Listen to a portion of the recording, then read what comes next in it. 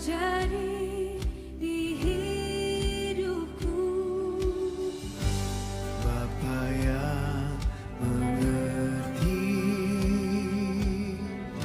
segala yang ku perlu, kasih-Mu sempurna nyata dalam hidupku. Ku bersyukur Bapa,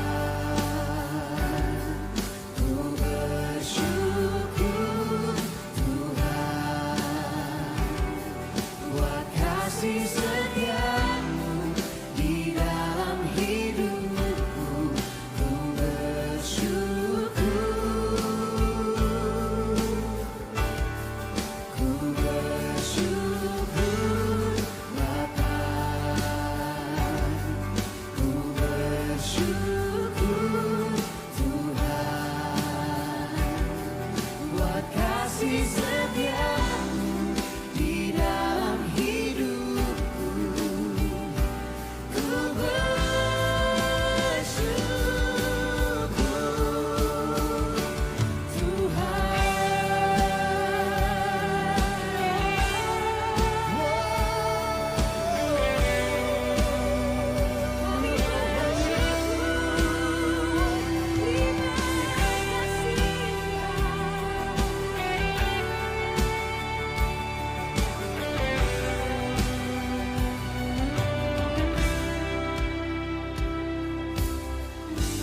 banyak yang Kau perbuat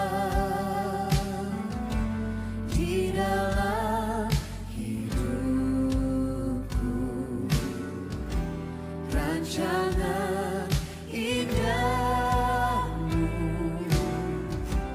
terjadi di hidupku. Bapa yang mengerti segala yang ku perlu, kasih-Mu sempurna nyata dalam hidupku. Bersyukur Bapa, ku bersyukur Tuhan, buat kasih setia-Mu di dalam hidupku. Ku bersyukur, ku bersyukur Bapa, ku bersyukur Tuhan, ku bersyukur Tuhan, buat kasih setia-Mu di dalam hidupku. Ku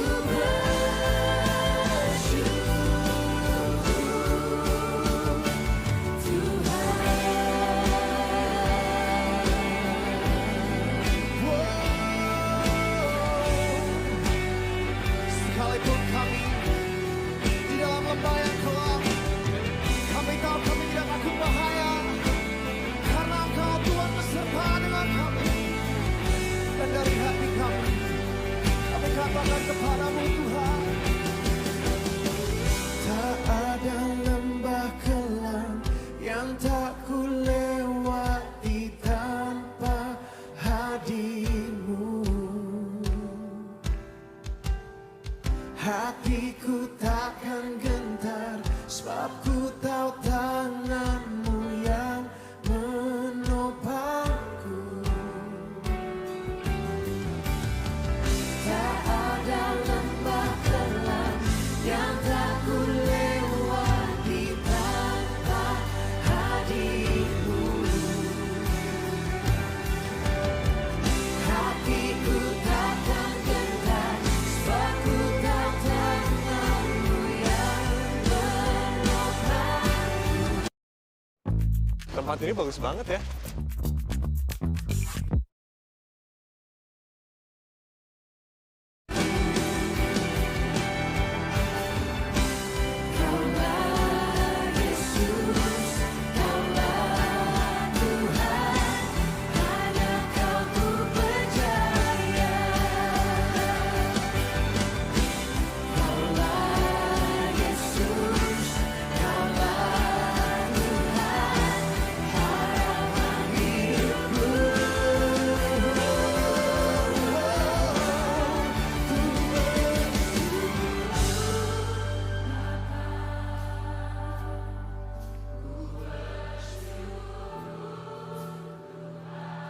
bersyukur Tuhan Yesus.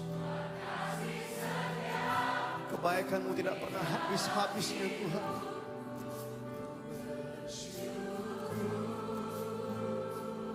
Kami katakan Ku bersyukur Bapa, ku bersyukur Tuhan. ku bersyukur Tuhan, Amin.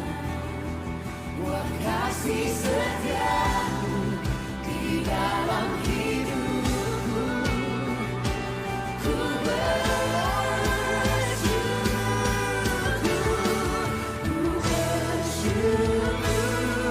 Bapa, ku bersyukur Tuhan, buat kasih setia-Mu di dalam hidupku. Ku bersyukur, Kami bersyukur Bapa,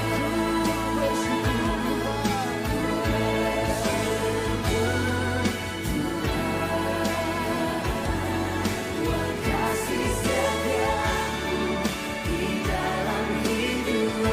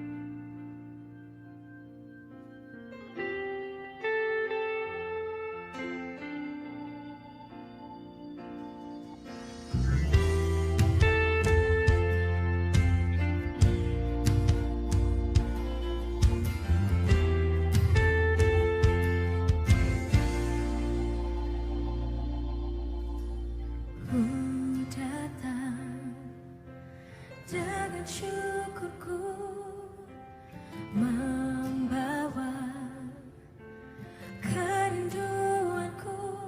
Yesus, ingin ku menyenangkan-Mu.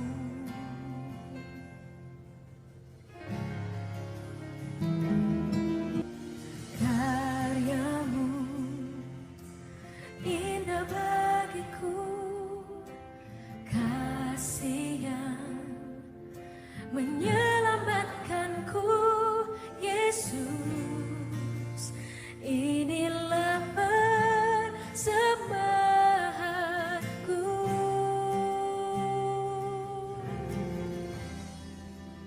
Ku membawa hatiku, hanya Engkau di hidupku. Yesusku, Kau terindah, selamanya ku menyembah-Mu. Ku membawa hidupku, inilah persembahanku untuk Yesusku yang terindah, selamanya ku menyembah-Mu. Yesus.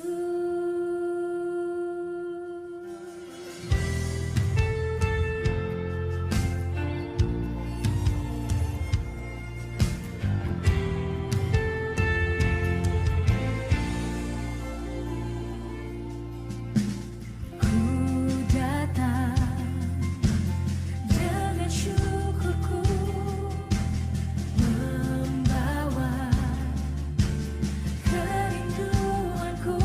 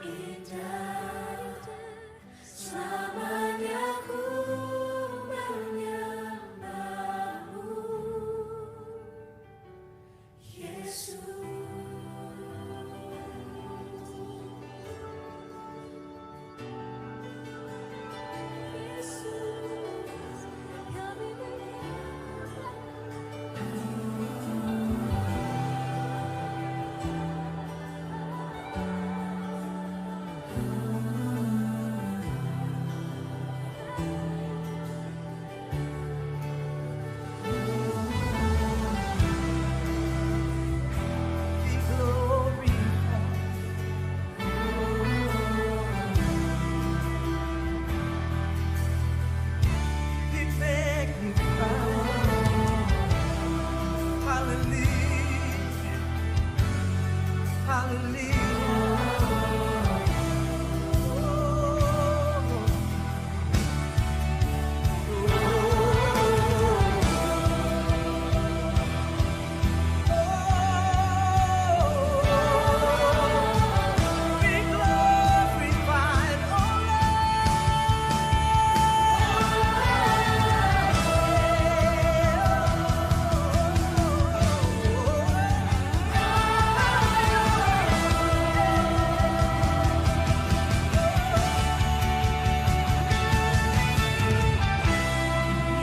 you high and glorify. Name above all names. Lift you high and magnify. Jesus, we lift you high and glorify. Name above all names. There's only one name above all names. His name is Jesus. Let's glorify. We lift you high and glorify. The name above all names. Lift you high and magnify. Oh Jesus, we lift you high and glorify. The name above all names. Oh, we lift you high. We lift you high and glorify. The name above all names. We lift you high and magnify. Jesus, we lift you high and glorify. The name above all names. We lift you high. Lift you high and glorify. Name above all names. We lift you high and magnify. Only Jesus. Lift you high and glorify. Name above all names. Every voice sing, we glorify. We lift you high and glorify. Name above all names. We lift you high and magnify. Oh, Jesus. We lift you high and glorify. Name above all names. Oh, name above all names. Oh, you are name above all names. Oh, name above all names.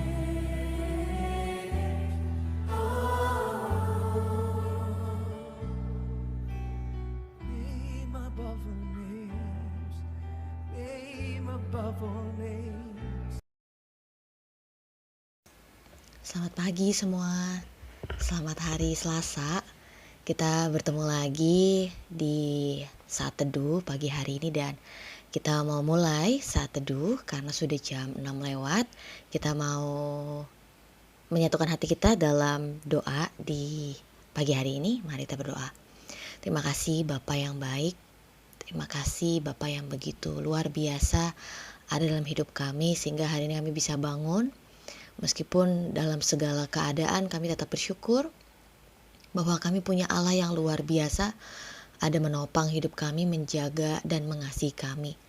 Pagi hari ini kami mau luangkan waktu yang terbaik untuk saat teduh. Biar kami bisa siapkan hati dan pikiran kami Tuhan untuk menerima firman-Mu, untuk menerima setiap perintah-Mu, untuk menerima setiap pengenalan akan Engkau. Karena kami lagi banyak belajar tentang pengenalan akan Allah, karakter-karakter Allah yang perlu untuk kami kenali dan kami akan saksikan bagaimana Allah bekerja dalam kehidupan kami. Biar hari ini Tuhan dimanapun setiap audiens berada, apapun yang mereka lakukan, apapun yang menjadi keadaan mereka, kami percaya ketika kami ada untuk duduk diam di bawah kaki Tuhan, ada kekuatan yang baru, ada penghiburan, ada damai sejahtera yang melampaui segala akal, memelihara hati dan pikiran kami dalam Kristus. Jadi kami percaya bahwa ketika kami merenungkan firman Tuhan, ada sesuatu yang kami akan terima, ada sesuatu yang akan terjadi dalam kehidupan kami. Kami bersyukur biarlah Engkau dipermuliakan untuk selama-lamanya dalam kehidupan kami. Di dalam nama Tuhan Yesus. Amin.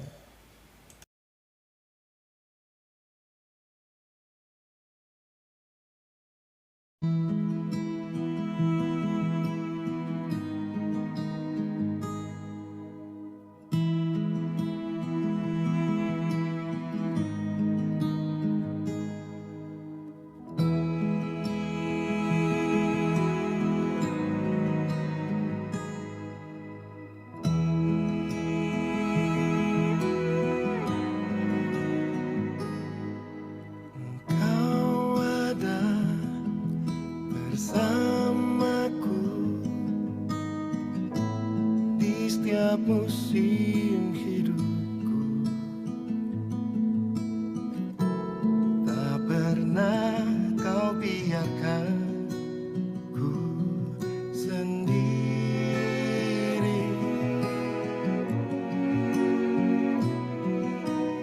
Kekuatan di jiwaku adalah bersamamu. Tak pernah ku ragukan kasih-Mu.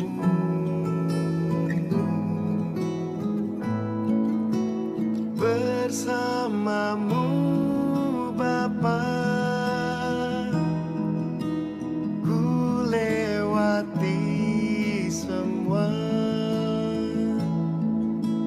Perkenanan-Mu ya teguhkan hatiku. Engkau yang bertindak,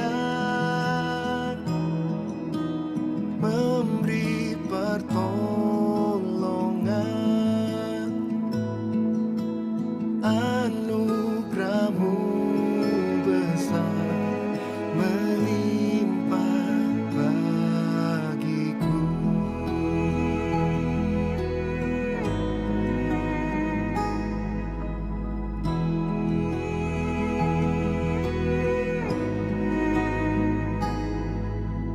Kekuatan di jiwaku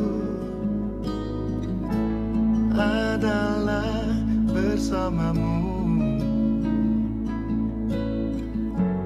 Tak pernah ku ragukan kasih-Mu.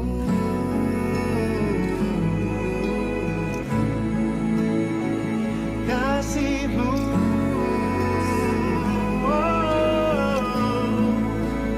bersamamu Bapa, ku lewati semua. Perkenanan-Mu ya teguhkan hatiku. Engkau yang bertindak, memberi pertolongan. Anugerah-Mu besar melimpah bagiku.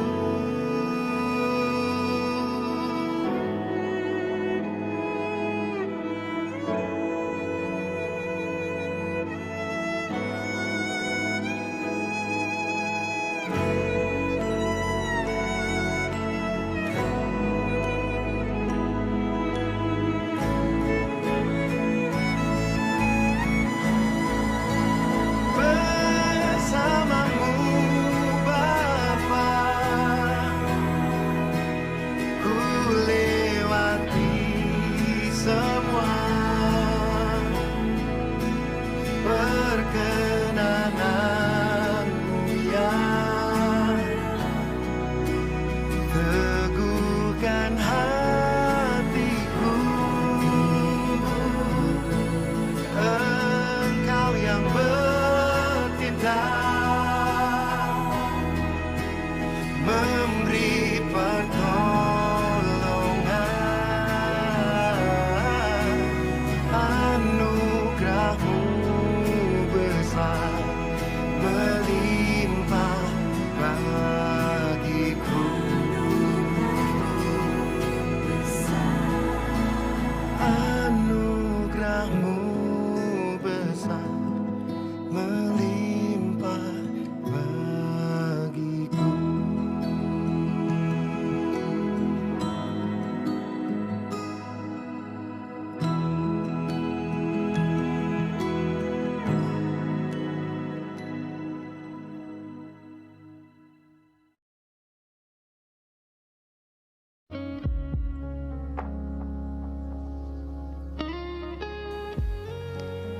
Shalom dan selamat pagi bagi Bapak dan Ibu dan teman-teman yang baru aja bergabung.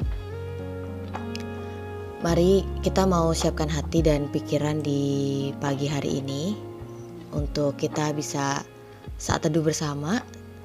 Kita perlu ambil waktu teduh sebentar aja sebelum kita memulai untuk membaca renungan firman Tuhan di pagi hari ini.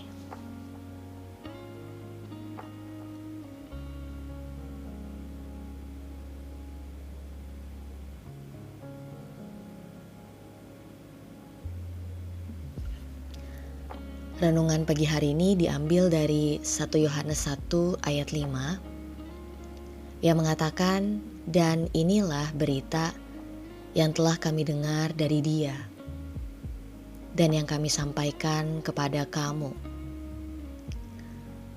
Allah adalah terang dan di dalam Dia sama sekali tidak ada kegelapan."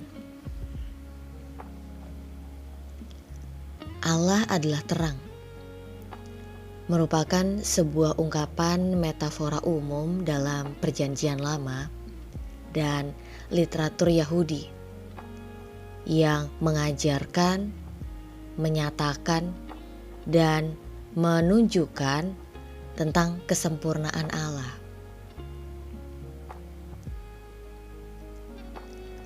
Allah adalah terang dan tidak ada kegelapan sama sekali di dalamnya. Bayangkan betapa luar biasanya Allah kita.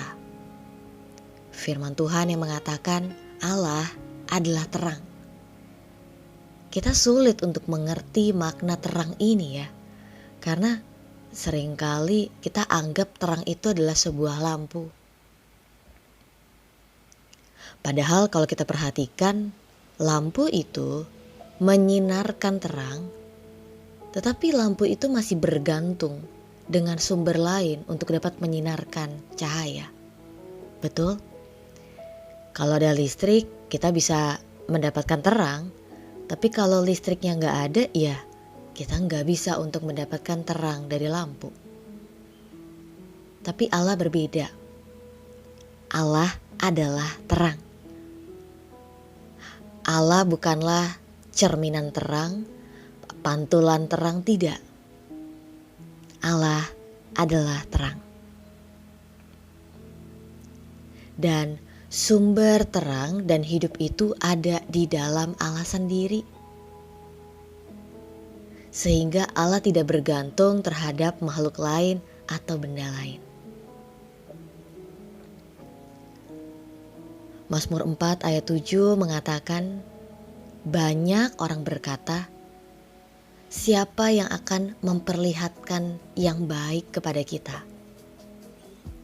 Biarlah cahaya wajah-Mu menyinari kami, ya Tuhan.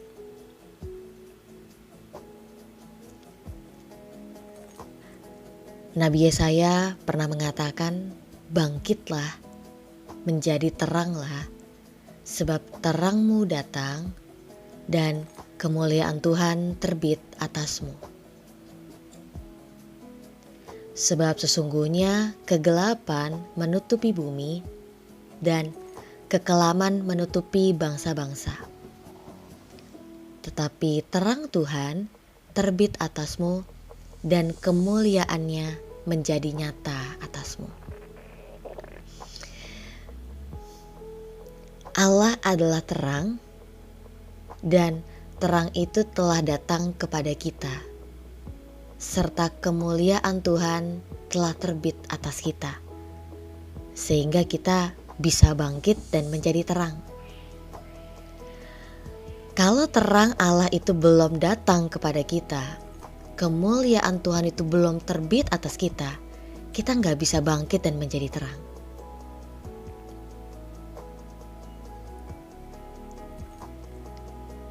Berbeda sekali dengan kegelapan yang merupakan sebuah ungkapan metafora untuk dosa, ketidakbenaran, dan kejahatan. Sangat berbeda sekali dengan Allah yang adalah terang.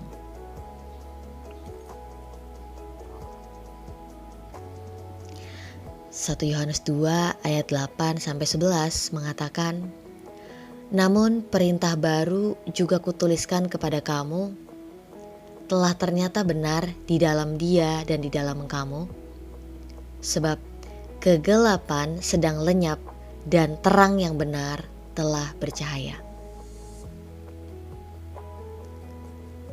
Barang siapa berkata bahwa ia berada di dalam terang, tetapi ia membenci saudaranya, ia berada di dalam kegelapan sampai sekarang. Barang siapa mengasihi saudaranya, ia tetap berada di dalam terang, dan di dalam dia tidak ada penyesatan. Tetapi barang siapa membenci saudaranya, ia berada di dalam kegelapan dan hidup dalam kegelapan. Ia tidak tahu kemana ia pergi, dan karena kegelapan itu telah membutakan matanya.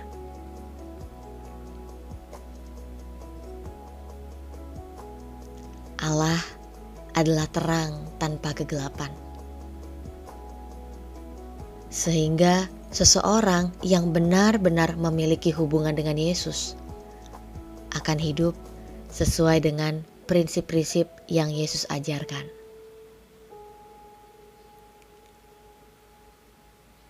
Dalam kitab 1 Korintus pasal yang ke-6 dikatakan, atau tidak tahukah kamu bahwa tubuhmu adalah bait Roh Kudus yang diam di dalam kamu?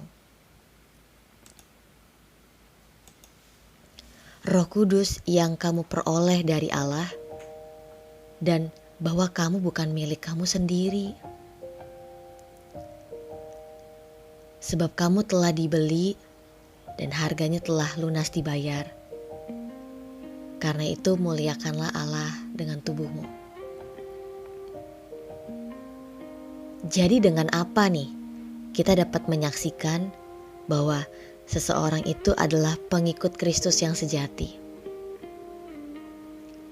Dengan menggunakan kasih sebagai standar untuk membuktikan apakah seseorang sesuai dengan terang Allah yang dalam hidupnya atau tidak. Itu sebabnya Yohanes menuliskan kalimat ini, memberikan kita nasihat untuk senantiasa berjalan dalam terang. Seperti apa bukti bahwa kita sedang berjalan di dalam terang? Dengan menunjukkan kasih kepada sesama sebagai sebuah tindakan yang didatangkan dari sukacita atas persekutuan kita dengan Yesus.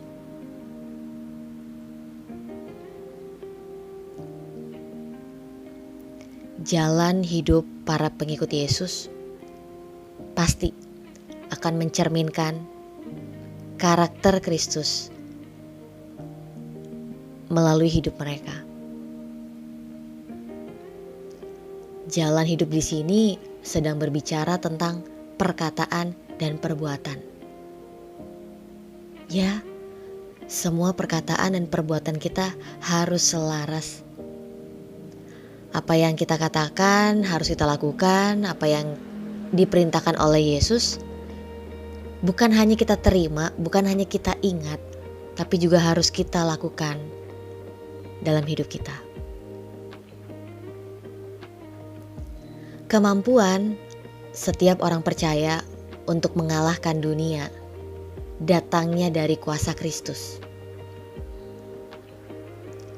Ingat kembali bahwa kemarin kita sudah banyak belajar bagaimana kita yang telah dilahirkan dari Allah, kita yang telah menjadi milik Allah, dan kita yang diserupakan dengan anaknya yang tunggal, dapat membuat kita mengasihi orang lain seperti Yesus telah mengasihi kita. Saya teringat dengan sebuah ilustrasi simbol plus. Ya, makanya simbol salib itu begitu menginspirasi saya bahwa kasih Allah yang telah Allah berikan dalam hidup saya harusnya itu juga berjalan seimbang dengan kasih saya terhadap sesama.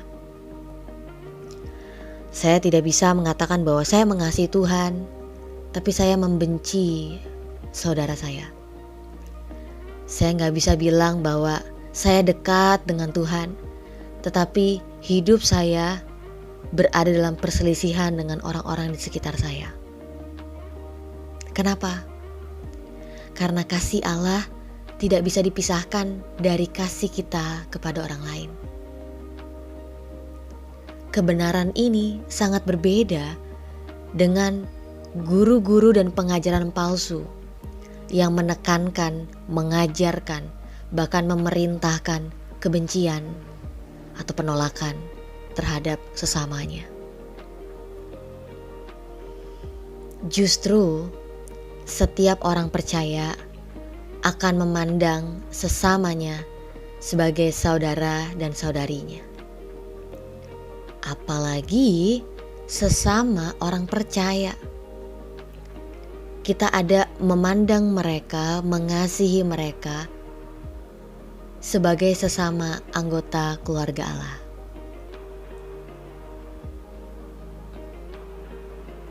Hari ini kita bersama telah belajar tentang pentingnya kasih dalam pengalaman sebagai orang percaya. Orang yang memiliki iman dalam Yesus telah mengetahui bahwa mereka memiliki hidup yang kekal. Kepastian tentang hidup yang kekal itu datang dari kita yang mempercayai karya Yesus dan Roh Kudus dalam hidup kita.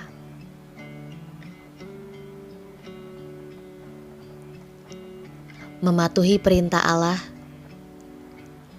khususnya perintah Allah untuk kita saling mengasihi, menjadi sebuah bukti bahwa keselamatan yang Allah telah mulai, yang Allah sedang kerjakan, itu sedang nyata dalam hidup kita. Itu sebabnya saya senang sekali ketika firman Tuhan mengatakan bahwa Allah yang mengerjakan keinginan, kehendak, termasuk juga kemampuan untuk kita bisa melawan godaan dunia. Jangan melupakan dua hal ini. Bagi kita orang percaya, berjalan dalam terang Tuhan pasti akan dibuktikan, ditunjukkan dari kasih kita kepada Tuhan dan sesama. Terang Allah yang memancarkan keilahiannya dan membuat kita bisa mengenal karakter keilahiannya adalah sebuah bukti bahwa kita adalah anak-anak Allah. Hari ini sebagai anak-anak Allah, mari kita ingat lagi hal ini. Mari kita turut ambil bagian dalam memperkenalkan karakter Allah terhadap orang-orang di sekitar kita. Artinya, kita hidup, kita berkata-kata, kita berperilaku, kita berpikir untuk menyatakan karakter Allah yang adalah terang. Akhirnya, persekutuan orang percaya harus menjadi saksi bagi dunia ini. Persekutuan kita dengan Allah dan persekutuan kita terhadap sesama harus menjadi saksi bagi dunia ini bahwa bukti iman sejati itu masih ada di dunia ini. Masih dapat mereka saksikan ada di dunia ini. Jangan kalah dengan dunia ini. Jangan kalah dengan kejahatan. Jangan kalah dengan tantangan. Jadilah anak-anak Allah yang menyatakan terang Allah, yang menyatakan kasih Allah. Ketika kita mengasihi sesama, ketika kita mengasihi bahkan orang-orang yang tidak layak untuk dikasihi, disitulah kita sedang menang.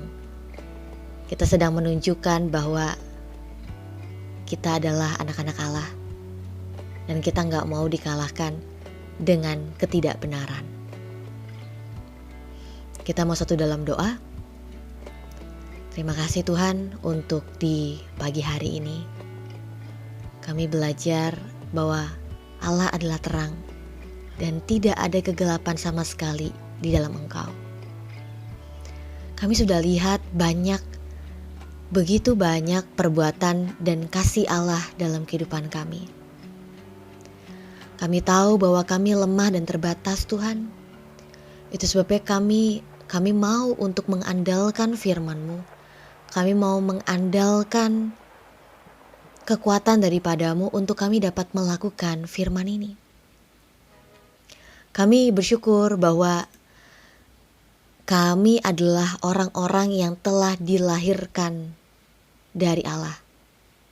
Dan itu membuat kami beroleh keinginan dan kemampuan untuk bisa mengasihi orang-orang di sekitar kami. Bantu hari ini kehidupan kami Tuhan untuk menjadi saluran berkat bagi banyak orang. Pakai kami Tuhan, karena kami rindu untuk menyatakan terang Allah bagi orang di sekitar kami. Kami percaya bahwa kami gak mau dikalahkan dengan dunia. Karena Yesus telah mengalahkan dunia, kami beroleh kekuatan, kami beroleh keinginan untuk kami dapat mengikuti apa yang Yesus telah lakukan, apa yang Yesus telah nyatakan. Kami bersyukur Tuhan, pagi hari ini ada setiap Bapak Ibu yang sudah bergabung, hadir. Kami percaya bahwa firman ini gak akan kembali dengan sia-sia. Kami percaya firman ini akan membuat kami punya dasar yang kuat. Kami bisa bertumbuh dan kami berbuah. Sehingga buah kebenaran itu dapat disaksikan, dapat dinikmati oleh orang-orang di sekitar kami.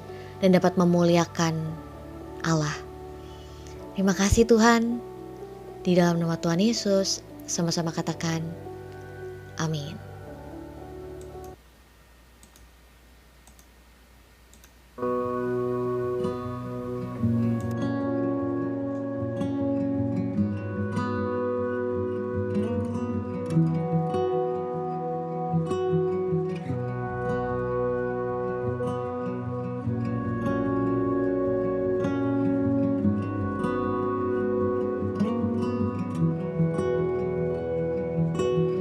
Bapa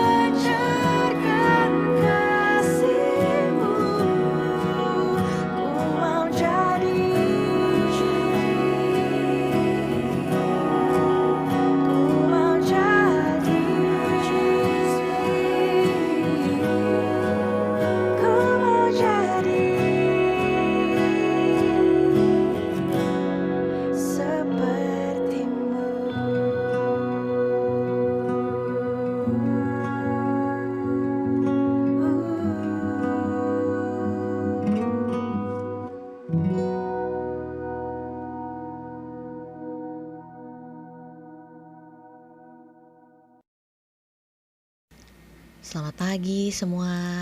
Shalom. Ya, jadi pagi hari ini kita sudah merenungkan firman Tuhan ya, bahwa Allah adalah terang.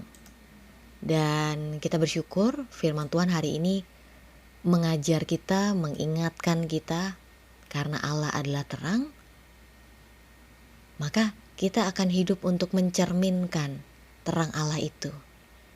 Ya, jadi kita hanya mencerminkan, kita memantulkan. Ya, terang yang bisa kita pantulkan ini datangnya dari Allah yang ada dalam hidup kita. Nah, menariknya adalah sedikit ya, saya akan bagikan. Menariknya adalah dari pengertian Allah adalah terang. Ya, kita sudah banyak sekali menerima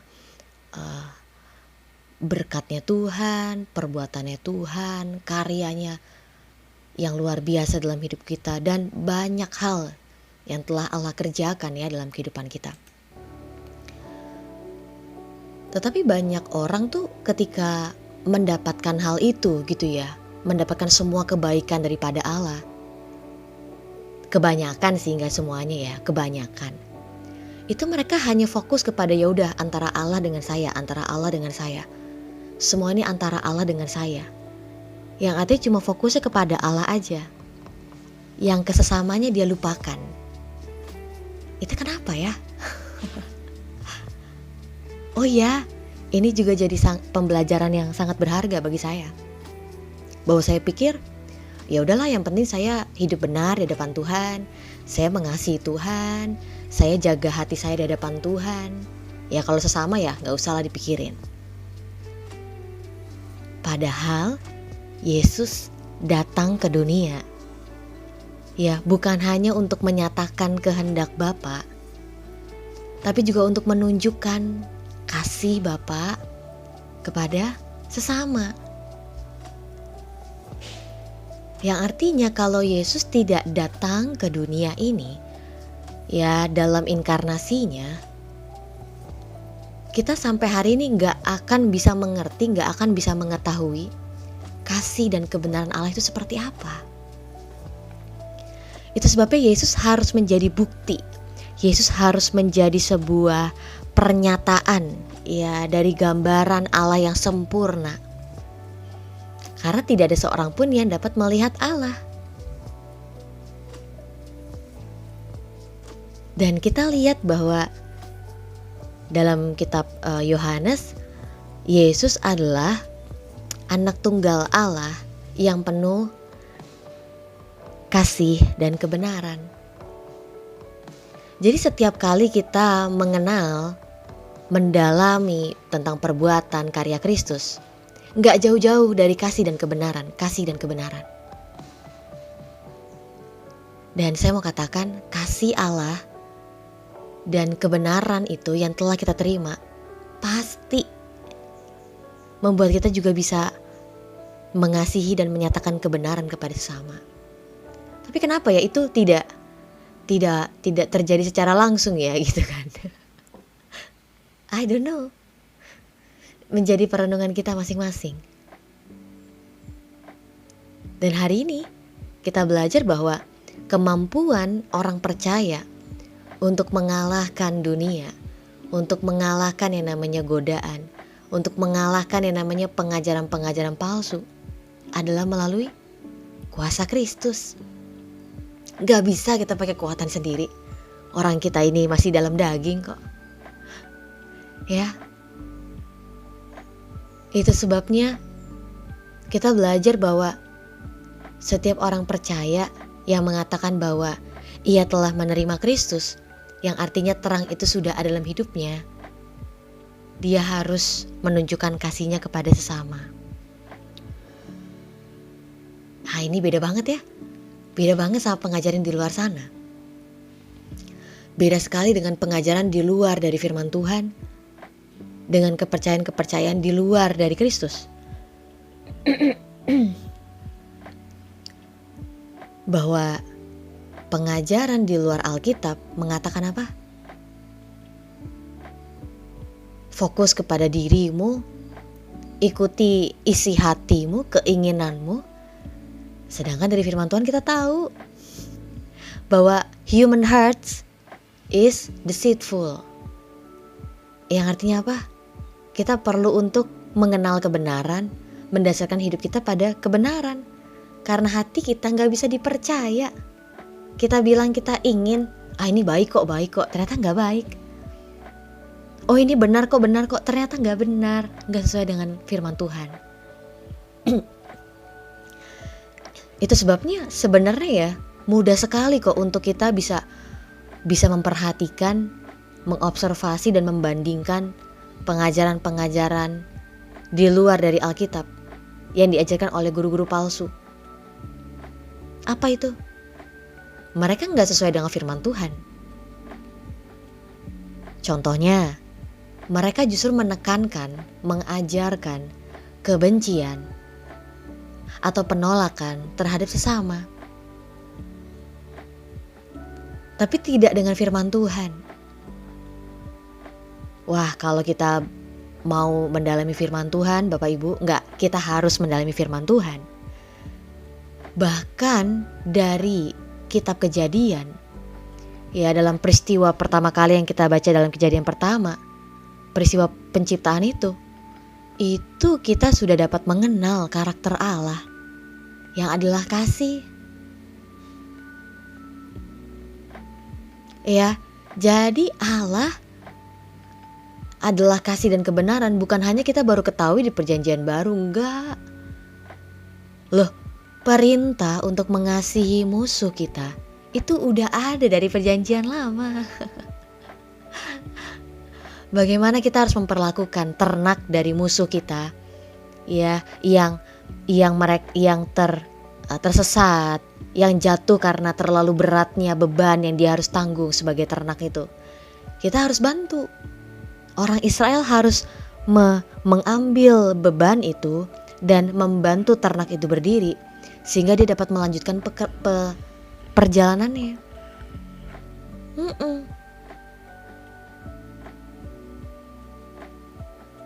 Jadi firman Tuhan hari ini bagi saya bukan hanya memberikan angin segar, tapi menjadi sebuah peringatan yang sangat keras. Bahwa kalau ada orang, ya saya bacakan ya dari 1 Yohanes 2 ayat 8. Telah ternyata benar di dalam dia dan di dalam kamu, sebab kegelapan sedang lenyap dan terang yang benar telah bercahaya. Jadi kalau ada yang berkata bahwa ia berada dalam terang tapi masih membenci saudaranya, sebenarnya dia masih dalam kegelapan. Tapi barang siapa yang mau mengasihi saudaranya, dia tetap berada dalam terang dan di dalam dia tidak ada penyesatan. Wah, ayat ini keras sekali. Terus gimana Kak? Kadang-kadang kan kita sebel ya. Nah, bedakan rasa kesal dan kebencian. Oh ya, kita bisa marah ketika ada orang yang memperlakukan kita atau mengatakan hal yang buruk terhadap kita. Tapi kebencian itu adalah hal yang berbeda. Kebencian itu adalah apapun yang orang lain katakan, lakukan, kita tetap sebel aja sama orang itu. Gak tahu, gak suka. Karena sebenarnya dia sudah membenci orang itu.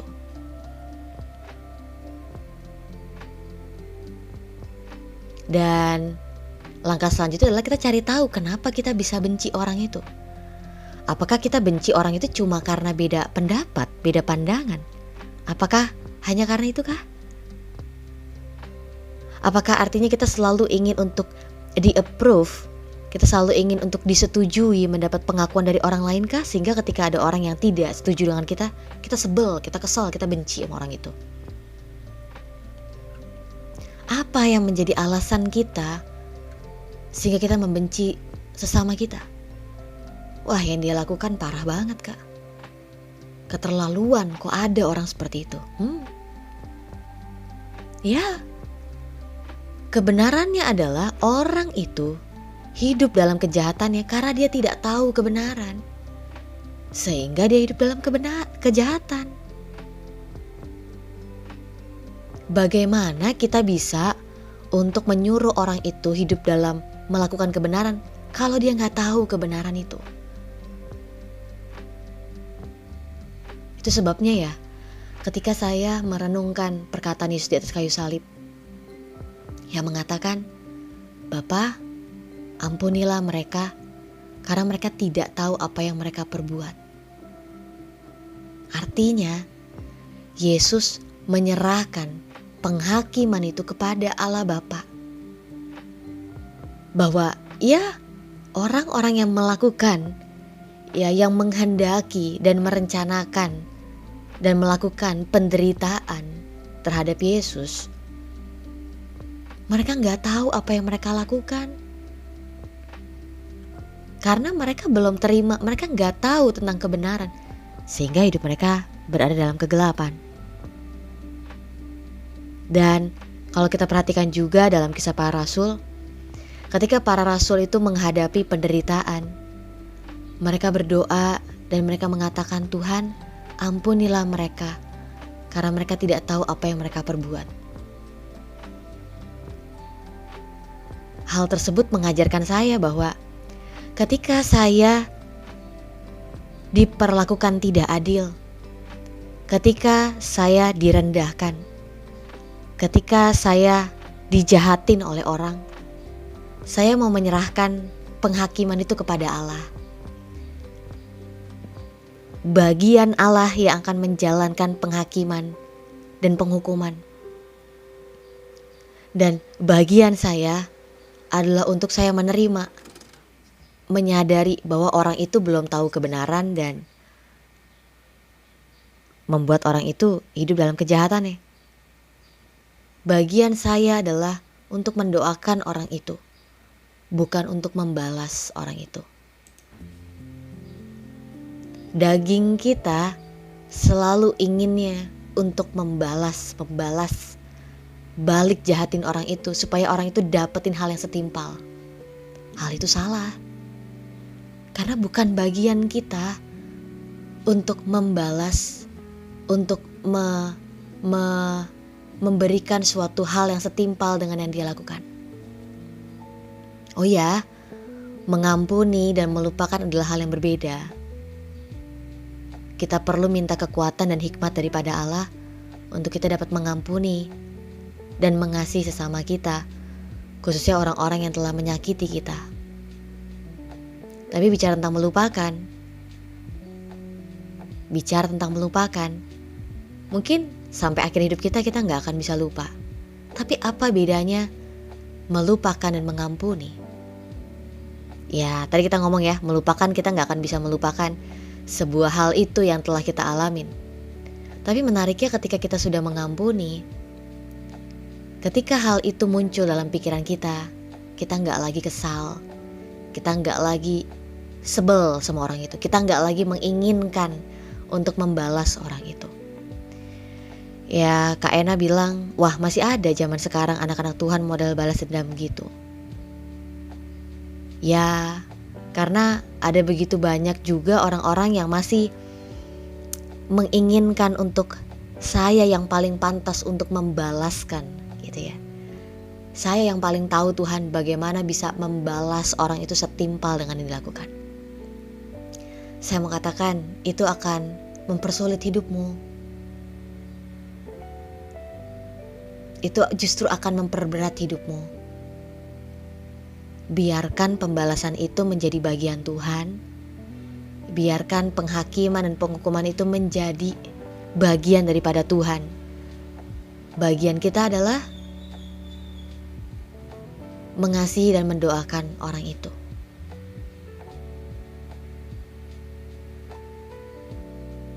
Ya, sampai hari ini saya gak pernah lupa tentang apa yang orang lain katakan, apa yang orang lakukan dalam hidup saya. Saya belum bisa lupakan hal itu. Tapi yang berbeda adalah ketika saya mengingat nama ataupun ketika saya mengingat kejadian itu, saya gak lagi merasa beban. Saya nggak merasa lagi hal itu menjadi sebuah hal yang trigger diri saya. Nggak. Hari ini saya masih mendoakan orang tersebut. Saya tahu bahwa Tuhan ada mengasihi mereka, dan saya juga ada untuk mengasihi mereka. Itu sebabnya tunggu sampai Tuhan izinkan kita untuk melayani orang-orang yang menyakiti kita. Tunggu sampai Tuhan membuka jalan, kesempatan untuk kita melayani orang-orang yang telah menyakiti kita. Disitulah kerendahan hati kita sedang diuji. Apakah kita benar-benar telah mengampuni, atau itu sebenarnya kita belum mengampuni, kita hanya menghindari. Saya mau katakan mengampuni itu adalah keputusan setiap hari ya. Keputusan setiap saat. Mengampuni bukanlah sebuah keputusan sekali udah langsung lupa ingatan, enggak. Mengampuni adalah keputusan kita setiap hari, setiap saat. Gimana ya kak kita bisa mengampuni? Ada yang pernah bertanya sama saya. Kayaknya selama ini saya pikir saya tahu kata mengampuni, tapi saya ternyata gak tahu apa-apa. Saya hanya menghindari, beda ya. Saya hanya menghindari orang itu. Tapi ketika saya ingat nama orang itu, ketika saya ketemu sama orang itu, saya masih marah. Saya masih menyalahkan orang itu yang mempengaruhi hidup saya sampai hari ini. Saya mau katakan, untuk kita bisa mengampuni, kita perlu terima pengampunan Tuhan. Ini sederhana sekali, tapi tidak ada cara lain untuk kita bisa mengampuni orang lain kalau kita belum terima pengampunan Tuhan. Loh, saya sudah dibaptis kak, saya sudah terima Tuhan Yesus Kristus sebagai Tuhan dan Juru Selamat. Saya sudah terima pengampunan, makanya hari ini saya bisa menjadi orang percaya. Ya, tapi saya mau katakan, apakah kamu sudah mengenal pengampunan Allah dengan pengertian yang begitu dalam? Atau kita cuma tahu, oh ya udah diampuni, oke udah cukup. Yang kulit-kulitnya aja, belum sampai ke dasar-dasarnya. Loh gimana kak cara tahu pengampunan Allah?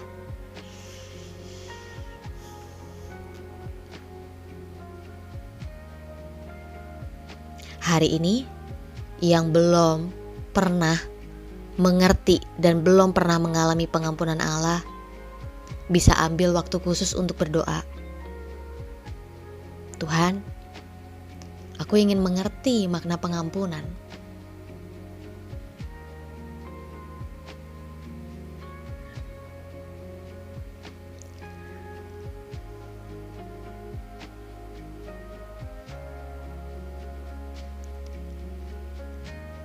Aku gak bisa Tuhan untuk mengampuni orang lain kalau aku belum mengerti makna pengampunan itu.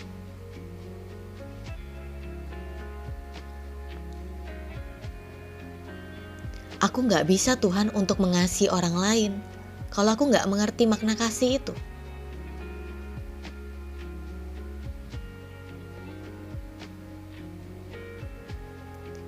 Itu sebabnya Tuhan, aku minta pengertian tentang kasih dan pengampunan Allah dalam hidupku.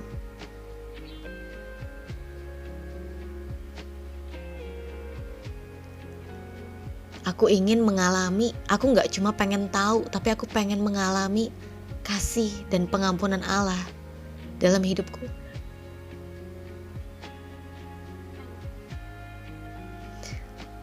Sehingga ketika aku mengerti makna kasih dan pengampunan itu, aku bisa mengasihi dan mengampuni orang-orang di sekitarku. Doa ini begitu sederhana, tapi menurut saya ini adalah doa yang ampuh ya. Untuk kita bisa mengerti makna kasih dan mengalami pengampunan Allah. Dan ketika sudah berdoa, mendoakan hal ini, coba perhatikan apa yang Allah kerjakan dalam hidup kita. Apa yang Allah sedang ajarkan, apa yang sedang Allah nyatakan, apa yang sedang Allah perkenalkan dalam hidup kita, coba lihat. Karena saya percaya setiap orang yang berdoa sesuai dengan kehendak Allah, yaitu ingin kebenaran dinyatakan, ingin mengenal kasih Allah, ingin mengenal Kristus, ingin mengenal kebenaran, itu pasti dengan cepat Tuhan akan memberikan jawaban dari doa kita. Jadi jangan heran kalau sudah selesai berdoa ini, ya. Ada banyak hal yang Tuhan bukakan, yang Tuhan ajarkan dalam kehidupan kita. Karena kita lagi berdoa tadi. Makanya berhati-hati dalam berdoa, karena sebenarnya secepat itu loh Tuhan itu ada untuk memberikan jawaban bagi doa-doa kita. Khususnya ketika kita minta tuntunan, kita minta kekuatan, kita minta pengenalan akan Allah, langsung Allah akan ajarkan kita. Jadi kita jadi belajar kasih dan pengampunan ya. Ya, betul. Saya sendiri menyadari bahwa saya masih terus belajar makna kasih dan pengampunan. Saya bisa bicara hal ini bukan karena saya pinter bicara ya, teman-teman, Bapak Ibu semua, enggak.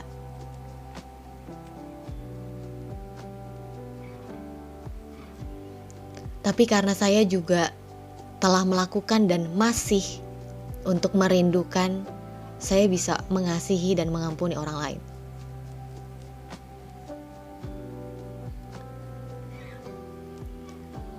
Luar biasanya adalah firman Tuhan mengajar kita untuk kita bisa mengasihi orang lain sebagaimana Tuhan telah mengasihi kita. Wah, itu standarnya luar biasa sekali. Yang artinya seumur hidup kita akan belajar, kita akan mengalami makna kasih dan pengampunan. Itu sebabnya kita beroleh kerendahan hati di hadapan Tuhan, bahwa Tuhan, saya bisa salah, saya bisa keliru,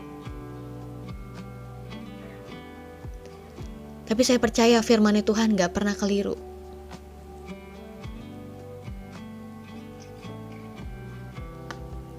Kita sebagai orang percaya beroleh keinginan, kemampuan untuk melakukan firman Tuhan. Itu bukan dari kita sendiri ya.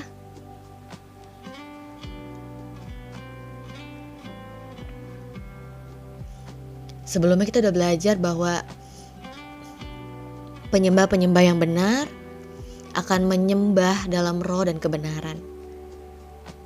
Yang artinya ketika kita merasa berat, kita merasa sulit untuk melakukan firman Tuhan, untuk berjalan dalam kebenaran, ingat lagi bahwa Roh Kudus itu udah ada dalam hidup kita. Roh Kudus itu sudah ada, akan berkarya, bekerja dalam kehidupan kita. Amin. Amin. Ya. Wah, ini pagi hari ini cukup berat ya kita bahas tentang kasih dan pengampunan. Ya, karena itulah gambaran kita sebagai anak-anak terang.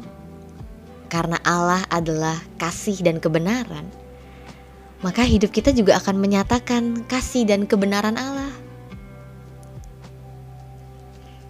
Sederhana, tapi kalau kita bandingkan dengan kehidupan orang dunia, apalagi tentang gaya hidup yang ada di dunia ini, berbeda sekali. Di mana kasih mereka? Di mana kebenaran itu? Jadi tetaplah semangat semua teman-teman, Bapak Ibu sekalian. Renungan hari ini telah selesai. Percaya bahwa karena kita adalah anak-anak Allah, kita akan dapat mengasihi dan mengampuni ya orang-orang di sekitar kita. Oke, ada satu pujian terakhir ya untuk di pagi hari ini.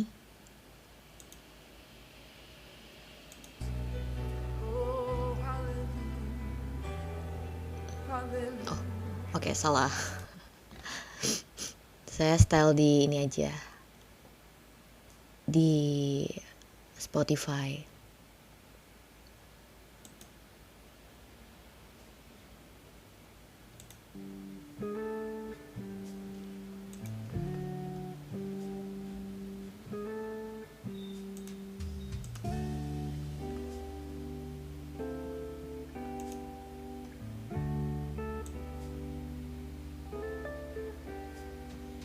Hanya Engkau, Juru Selamatku,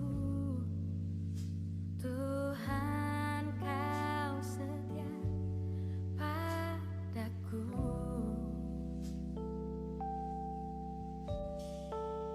Yang ku pegang hanya janji-Mu.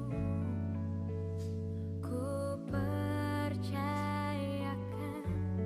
hidupku. Ku sembah Kau Allahku, Bapa dan sahabatku. Kau yang pedulikan seluruh hidupku. Walau lewati lembah, aku tak ditinggalkan. Yesus kekuatan di hidupku.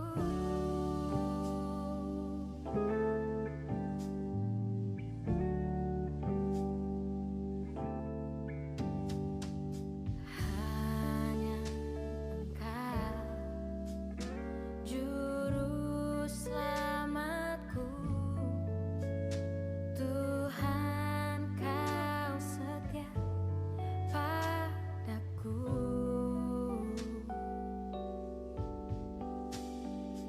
Ku yakini pertolongan-Mu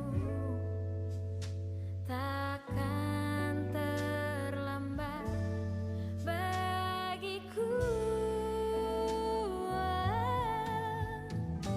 Ku sembah Kau Allahku, Bapa dan sahabatku. Kau yang pedulikan seluruh hidupku. Walau lewati lembah, aku tak ditinggalkan. Yesus kekuatan di hidupku.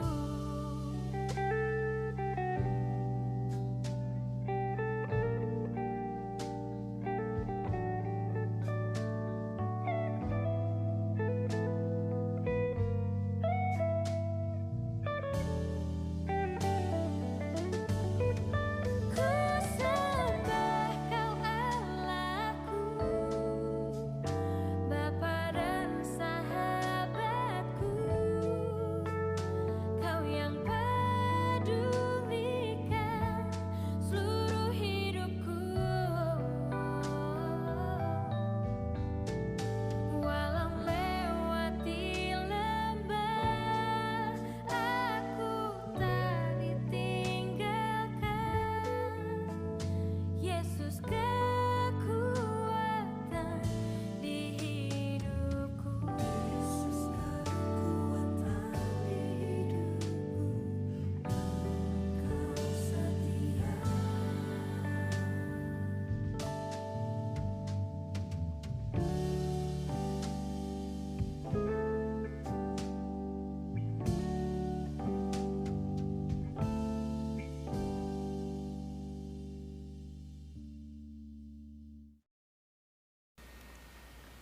Sudah selesai untuk renungan di pagi hari ini, Bapak Ibu, teman-teman semuanya. Dan mungkin saya perlu memperingatkan lagi ya. Jadi saat teduh diadakan setiap Senin sampai Jumat. Dan kita mulai untuk renungan dari firman Tuhan itu jam 6 sampai 6.30. Jadi Bapak Ibu dan teman-teman semuanya bisa mengusahakan hadir sebelum jam 6. Ya, karena saya buka komal itu 5.45 sampai jam 7 pagi. Bersyukur bahwa ada orang-orang yang bisa hadir setiap hari. Tapi saya juga mau katakan kalau memang berhalangan juga bisa saat teduh masing-masing ya. Jadi sebenarnya komal ini diadakan di pagi hari untuk bantu orang-orang yang petobat baru, sehingga mereka bisa tahu saat teduh pagi itu seperti apa yang harus dilakukan, tujuannya apa gitu ya. Jadi saya ada untuk menolong setiap rekan-rekan teman-teman yang baru bertobat, untuk mereka bisa mendapatkan pertumbuhan rohani. Tapi kalau misalnya ada Bapak Ibu dan teman-teman semuanya yang sudah terbiasa untuk saat teduh sendiri, nggak apa-apa juga gitu ya. Pokoknya kita semuanya bertanggung jawab untuk pertumbuhan rohani kita. Kita perlu untuk makan makanan rohani melalui firman Tuhan. Kita perlu juga untuk melakukannya. Jadi setelah kita belajar hari ini tentang Allah adalah terang, dan bahwa kita yang ada di dalam Kristus, kita telah menerima terang Allah itu nyata dalam hidup kita, yang artinya kita akan hidup dalam mengasihi terhadap Tuhan dan terhadap sesama. Biasanya ya, biasanya ketika merenungkan firman Tuhan, maka hari itu biasanya kita belajarnya di area itu gitu ya. Jadi jangan kaget kalau hari kita ketemu banyak orang yang nyebelin. Kita ingat pengalaman-pengalaman yang gak enak, yang menyakiti di zaman dahulu, pengalaman-pengalaman yang meresahkan kita kembali ya. Itu adalah kesempatan untuk kita memilih, aku ingin mengampuni, aku ingin mengasihi, karena aku adalah anak-anak Allah gitu ya. Jadi ketika ngalamin tantangan setelah mendengarkan firman Tuhan, gasken aja gitu ya, lakukan aja. Karena itu adalah kesempatan untuk kita jadi pelaku firman. Sekalipun keadaan seperti ini, sekalipun keadaan seperti itu, tetaplah lakukan firman Tuhan sebagai bukti bahwa kita adalah orang-orang yang dibenarkan. Kita adalah orang-orang yang telah menerima kasih dan kebenaran Allah. Tuhan Yesus memberkati semua. Semangat hari Selasa. Iya, pagi hari ini sudah selesai dan kita akan tutup. Ya, tadi kita udah berdoa. Ya, kita udah berdoa. Terima kasih untuk Kak Simantek, Kak Ena, Kak Bodyguard Komal. Ya, ada Kak Joy Day. Ada siapa aku yang baru bergabung ya pagi hari ini, Kak Benny, sang penyimak, Chings, Filan, Kak Pepi, Kak Lenti Hareva, Kak David, Ete, Kak Nioson, Kak Ander, dan teman-teman lainnya semuanya yang pakai private account, jadi saya nggak bisa sebutin satu-satu ya. Ya, shalom semua, selamat menjalani aktivitas dengan kemurahan Tuhan. Jadilah pelaku firman Tuhan, jadilah orang-orang yang mengasihi Tuhan dengan perkataan dan tingkah laku kita, bukan hanya di dalam keinginan kita aja. Tuhan Yesus memberkati semua. Shalom. Kita akan setel pujian ya. Oke. Ya, Abang Noi, salah saya. Abang Noi, ya, Tuhan Yesus memberkati. Ya, sang penyimak. Tuhan Yesus memberkati semua. Shalom. Saya izin tutup ya. Semangat Selasa, Tuhan memberkati.